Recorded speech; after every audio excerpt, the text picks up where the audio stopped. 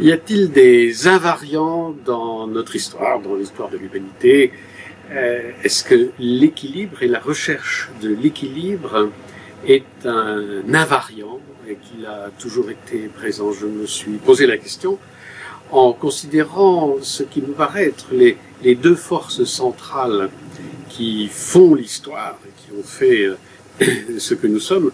D'un côté, peut-être les forces centripètes, celles qui s'incarnent au mieux dans la barque de Charon qui nous emmène de Charybde dans Scylla au fin fond des enfers et qui nous enferment et qui nous rétrécissent. Et puis de l'autre côté, des forces centrifuges qui au contraire nous dynamisent et nous emmènent vers les étoiles. Et donc là, il y a dans ces deux forces contradictoires, peut-être en équilibre l'une par rapport à l'autre pour que la société puisse exister. Il y a une recherche à faire pour savoir qu'est-ce qui a maintenu cet équilibre du monde.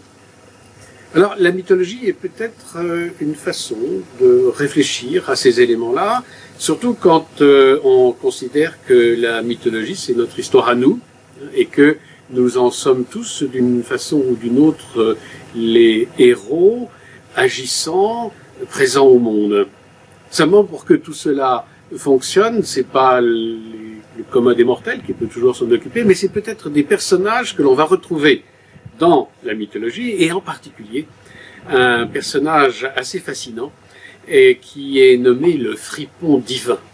Le fripon divin, c'est ce petit dieu emmerdeur qui est là sans arrêt à mettre des bâtons dans les roues des gens, des sociétés de l'univers, pour peut-être justement, par sa créativité personnelle, arriver à dégager au-delà de cet équilibre instable quelque chose qui va beaucoup plus loin que ça et qui est une créativité insolente, faite de ruses en permanence. Il faut ruser probablement avec l'histoire de l'humanité, il faut probablement ruser avec ces forces dont je parle, les forces centripètes, les forces centrifuges, et le fripon divin, il est là.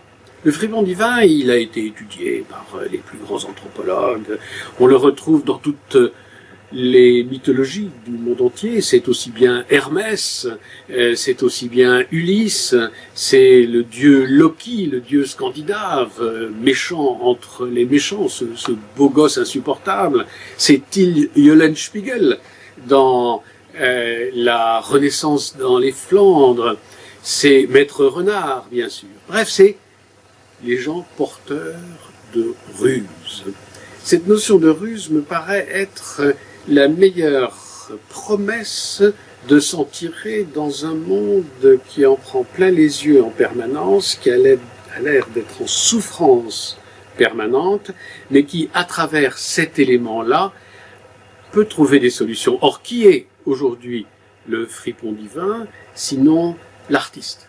Toute forme d'artiste, l'artiste poly-industriel qui est en chacun d'entre nous peut-être, ou l'artiste bien sûr reconnu, ou l'artiste inconnu, mais qui fait travailler en lui cette force primordiale qu'est l'enfant intérieur.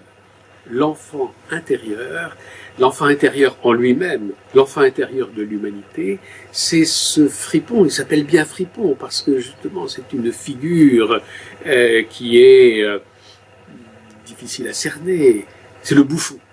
Et l'idée que ce bouffon du roi soit celui qui nous sauve me paraît être la chose la plus intéressante pour trouver cet équilibre qui est sans arrêt une recherche de rééquilibrer un déséquilibre permanent tel que nous l'apprend par exemple la marche à pied tout simplement, ou quand nous avançons, nous perdons l'équilibre pour le retrouver immédiatement. Et c'est de ça qu'est fait le monde, et c'est cela que le fripon divin nous permet d'éclairer pour nous inspirer.